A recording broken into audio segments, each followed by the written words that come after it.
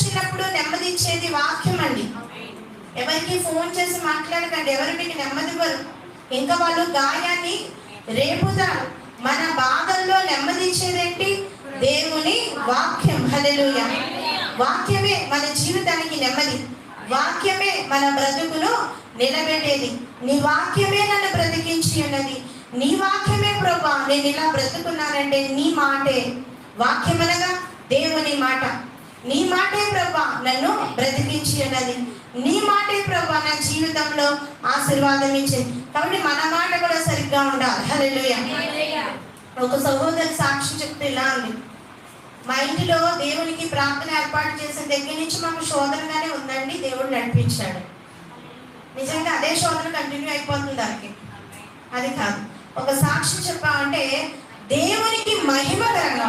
కోటం పెట్టాక ఎందుకు శోధన వస్తుంది? కోటం పెట్టాక